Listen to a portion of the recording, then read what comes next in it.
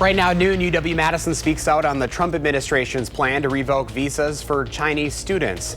Plus, tech billionaire Elon Musk leaves his official White House post. What he's telling CBS News about his differences of opinion with President Trump.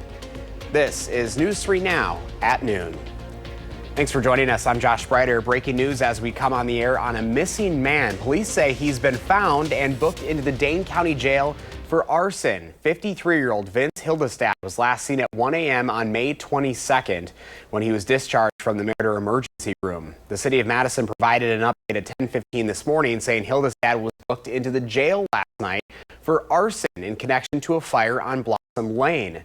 The fire was reported on May 20th at around 6 in the morning. 5 people were displaced by that fire, which also caused an estimated $100,000 worth of damage. An update out of Watertown this afternoon, where a suspicious object caused some people to evacuate part of the downtown area. Police now say that object was not an explosive device. The object was initially reported as a possible pipe bomb and was placed on a residential gas meter just after 7 o'clock last night. The Milwaukee Police Department's Hazardous Devices Unit and the Bureau of Alcohol, Tobacco, Firearms, and Explosives responded to the scene. Police say the investigation is ongoing and no further details about that device would be released. An undocumented migrant in Milwaukee was arrested for allegedly threatening to kill President Trump in a letter sent to an ICE office. But now investigators don't think he did it. They are looking into what was a setup and whether it was one. Agents say the letter may have been intended to help someone who's awaiting trial in a robbery and assault case in which the suspect is identified as the victim. They think it was an attempt to have him deported before the case goes to trial. The suspect is being held at a county jail in Wisconsin. So far, he has not been charged with making a threat. Right now, UW-Madison is responding to a new policy that could result in some students from Hong Kong and China losing their visas. University officials say they are closely monitoring the situation. They'll continue to update the university website as new information becomes available. University leaders say, quote, "We understand this may be a difficult time for you and your family as there is a great deal of uncertainty about these policy actions.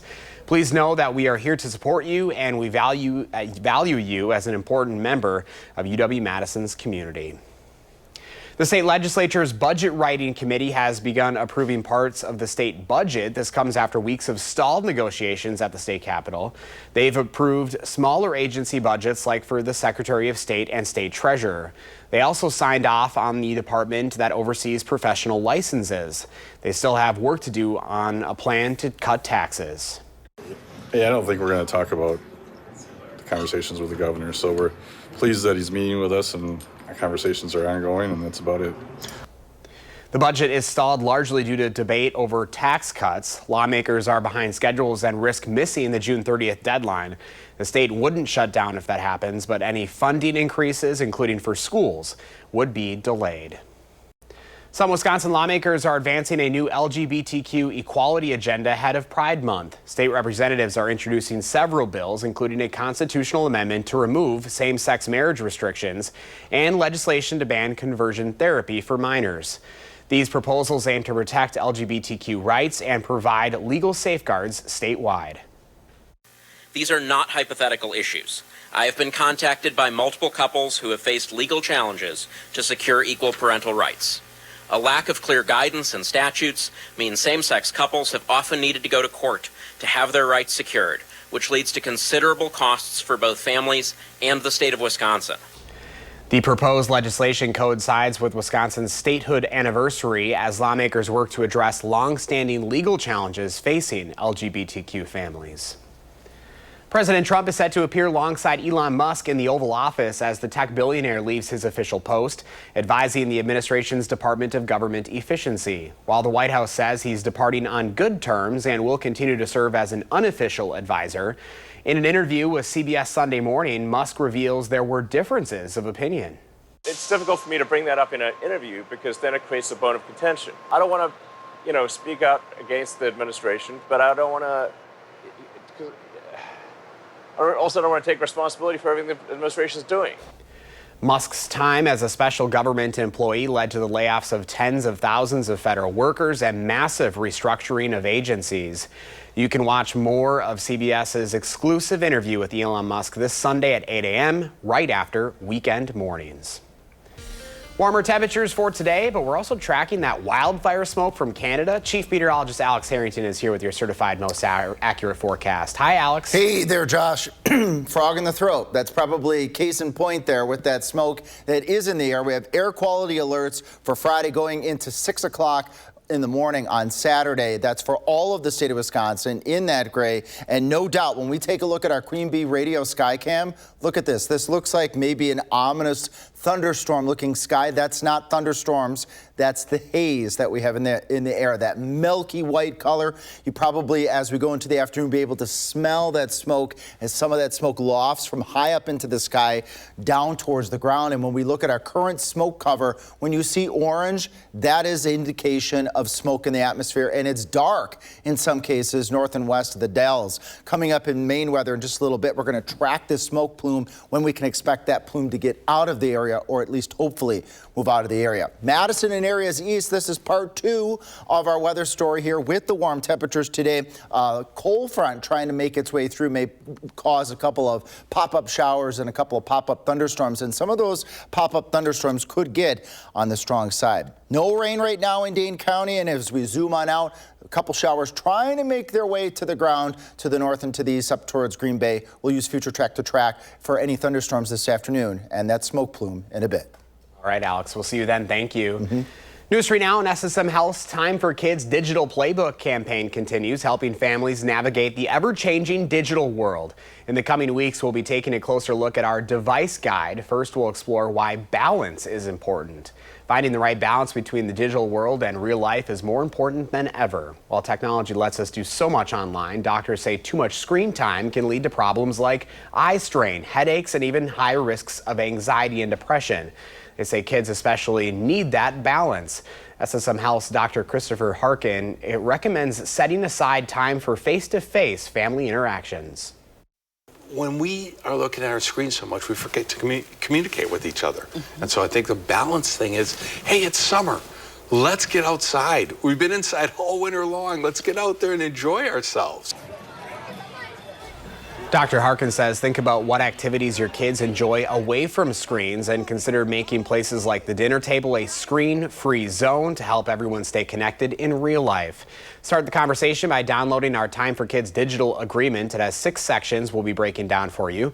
After reviewing, have your kids sign it as a family. Find it by searching Time for Kids on channel3000.com. Happening this weekend, you can experience Italian culture at Festa Italia in Fitchburg. This is the signature celebration from the Italian Workmen's Club. It kicks off tomorrow at 11 a.m. in McKee Farms Park. You can enjoy homemade Italian food, live music, raffles, bocce, and family fun, including games, face painting, and magic shows for kids. Admission is $7 with free entry for children 12 and under. Parking and shuttles are free. You can find the full schedule on the Italian Workmen's Club website. Coming up next on News 3 Now at noon, a recall on thousands of pounds of beef stew, plus what a new CBS News poll says about Americans' attitude on the economy.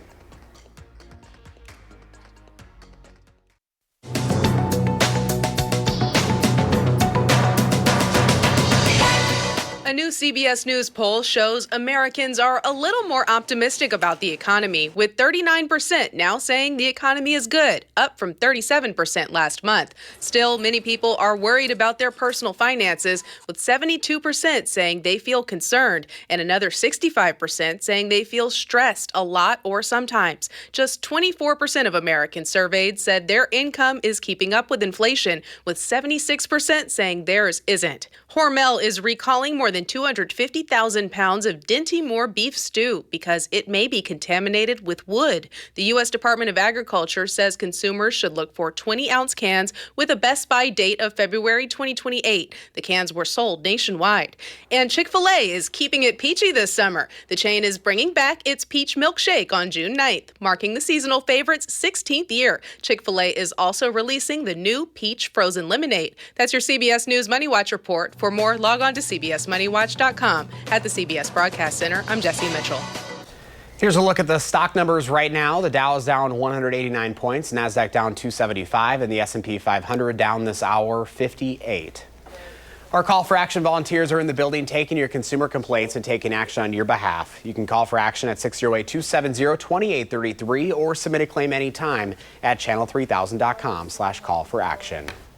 Pam has the Farm Report next, and Alex is back with the weekend forecast. And later on Live at 4, our Badger Beat reporter joins us with what she's covering at UW this week.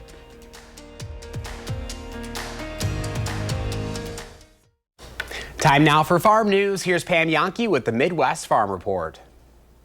You know, I have a lot of people tell me after they watch my broadcast, sometimes they don't always understand the language that I use or maybe some of the terminology. Well, guess what? That's the same for the people that work with farmers. Today, we've got fewer and fewer people that actually grew up on a farm. They may be working for an organization, an association, some service group that helps farmers, but they may not be speaking necessarily the same language. So now the Wisconsin Department of Ag, Trade, and Consumer Protection has kind of put together a program to make sure the two are bridging that communication gap. Andrea Topper at the Department of Ag, Trade, and Consumer Protection is a nutrient outreach specialist, and she's really the one that noticed the disconnect. Some of the people providing the very services that farmers need really didn't understand the language that the farmers were using, or maybe even some of the goals that they were aiming for. So now she's collaborating with Fox Valley Tech College and putting together online modules as well as face-to-face learning for those folks that want to try to work a little bit more on truly understanding what farmers are saying instead of just providing a service and hoping that they're hitting the target. It's going to be an evolving process. You can follow the curriculum development online at the Wisconsin Department of Ag, Trade, and Consumer Protection's website. Big shout out today to our friend Tom Morris. Yesterday, Tom Morris was named the Distinguished Leadership Award winner for 2025 from Holstein Association USA. Now, Tom is a fixture in the dairy industry, and if you've ever been to World Dairy Expo connected to the Holstein dairy cattle, chances are you know Tom. He's from Northwest Wisconsin, got his own dairy herd as well as a thriving auction company that specializes in high-end dairy cattle genetics and selling them, marketing them, not only to the United States, but around the world. Congratulations to Tom Morris. All right, get ready, folks. Starting tomorrow morning, Greene County welcomes you to their Breakfast on the Farm. Remember, that's at Heaven View Dairy, just outside of Monroe. Please take the shuttle bus from the Walmart parking lot. They are very, very timely with those departures, and it's a whole lot easier than trying to park on those farm fields. And then also still calling for volunteers and help for the Cows on the Concourse folks. They would love to have volunteers continue to help them. That coming up next weekend, and also for the Dane County Breakfast on the Farm. Call Jenna and volunteer your time, please, so that we can all have a successful event. That's what we've got rolling into a beautiful weekend around Wisconsin. For News 3 Now, I'm Pam Yankee. Thank you, Pam. Now here are your farm numbers.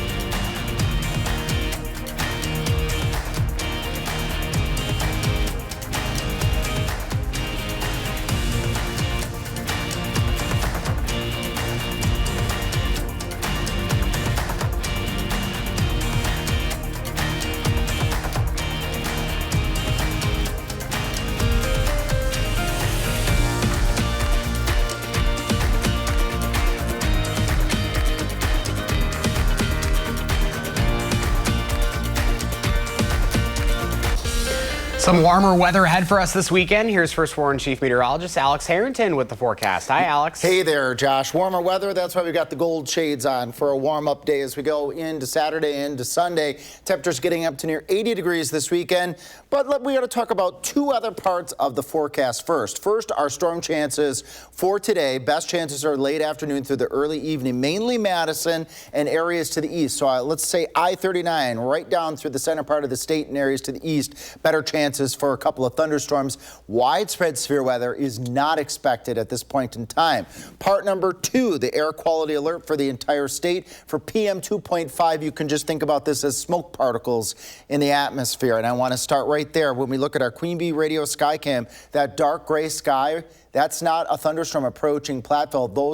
That is the milky white color of that haze, those smoke particles way up in the atmosphere. And as we get mixing through the day in the atmosphere, which happens every day, some of those smoke particles work their way down to the ground, and you'll be able to smell them as we go into the afternoon. If you can smell them, that means it's not good for your body. If you're one of those individuals that's susceptible to these conditions, we've had smoke issues these past 2 summer seasons in a row. If you're one of those individuals that might be a bit susceptible, you may want to limit those outdoor activities as we go into Friday and into Saturday. And I have, unfortunately, I'm the bearer of not good news. When we look at our wildfire smoke model here, all this orange, that's smoke in the atmosphere. We have smoke in the atmosphere staying through the daytime today. Then watch an area of that smoke trying to scour out, moves in by noon Saturday with maybe hazy skies, eventually leaving southern Wisconsin, and the smoke leaving for just a bit. But watch what happens as we go later Saturday into Sunday. Another reinforcing plume of that smoke coming in as we go Saturday night into Sunday. So I would not be surprised to see air quality alerts continuing throughout the weekend. So again, want to keep that in mind. Even though it's going to be a nice weekend overall, you have to be mindful of the air quality as well. Scattered showers and thunderstorms as we look at our 7-day precipitation chances. That would be later this afternoon going on into tonight, and then some chances we'll talk about for next week in just a moment. But Future Track is updating right now as we go into the afternoon hours. Highs up near 80, breezy conditions. There are those scattered showers and thunderstorms. Camp Douglas, Dells, Madison, areas to the east as we go from 4 o'clock, 5 o'clock, 6 o'clock, all the way up to probably 7 or 8. And then those shower and thunderstorm chances will exit the area. Again, I-39, that's that corridor in areas to the east stand the better chances for a few of those thunderstorms, and that's where we see that green shaded area. Madison areas to the east, a level 1 out of 5 risk. That means some isolated severe thunderstorms can't be ruled out. Not expecting widespread severe weather. Gusty winds and hail would be the threat if any of those storms can perk up into that severe criteria. Following our chances for thunderstorms, following the hazy conditions through the rest of the day today going into Saturday. Again, we'll keep an eye out for air quality conditions, possibly on Sunday as well. Look at those temperatures going up into the upper 80s, lows near 70. You're going to need to turn the AC on as we go Monday into Tuesday, with good chances for showers and thunderstorms Tuesday night going into Wednesday. With the cold front, we'll have to keep an eye on that front because that front could bring us some alert day conditions to the area with some stronger storms possible. Josh, what has Mr. Food got for us? Well, he's got a question for us today. We're going to get to that next in the Mr. Food Test Kitchen. Want to make fast food for dinner? I've got just the dish to help you out. And it has nothing to do with a drive-through restaurant. Nothing. I know I've said it before, but I'll say it again. Fish is the ultimate fast food. And when I say fast food, I'm not talking about the stuff you pick up at the drive-thru. I'm talking about foods that cook really fast. So let me share with you a fresh tasting skillet dish I think you'll love. To give this a bright, sunny taste, we start by combining some lemon juice, olive oil, chopped shallots, a bit of salt and pepper, and a spoonful of capers. And if you're not familiar with capers, they're actually little flower buds. When they're picked, they're extremely bitter. But when pickled, they mellow and add just the right amount of wow to practically any dish. Okay, now we pan fry some fresh cod or haddock that we've seasoned with a bit of salt and pepper. This takes about 4 minutes aside. Once the fish flakes easily, we spoon the lemon mixture over it, along with some chopped chives. There you go, a protein-packed main dish that's on the table in less than 15 minutes. And as for the taste, the sauce adds a breath of sunshine thanks to the combination of the lemon juice and the capers. To get the recipe for our lemon caper fish fillets, all you have to do is head to our website. If only all meals could be this simple. I'm Howard with Kelly in the Mr. Food Test Kitchen, where today we found a super fast way for you to say, ooh, it's so good. Here's Alex with a final check of your first warned weather. Thanks, Josh. Two parts to our forecast. Some scattered thunderstorms late this afternoon and early evening, mainly for Madison and areas to the east. A couple of those storms could have some gusty winds and some hail, but we are not expecting widespread severe weather. The other part of our weather story, unfortunately, is our air quality. Because of that smoke from Canada, we are in a orange moderate range. This means for those individuals that are susceptible to smoke particles that have seen this over the course of the past couple of years where we've had smoke filtrating down here, you're just going to want to take it easy if you're going to need to be outside. Take some breaks because that smoke concentration is going to be pretty high today and lasting on into Saturday as well, potentially even into Sunday. Following the weekend, though, at least the temperatures will be nice in the upper 70s to near 80. A weather system next Tuesday and Wednesday brings our next chance of organized showers and thunderstorms along with some pretty warm stuff Monday and Tuesday. Highs up near 90 and low temperatures Monday night. Look at that, pretty muggy. You're going to need the AC on likely. Low temperatures near 70 degrees. Thanks for joining us.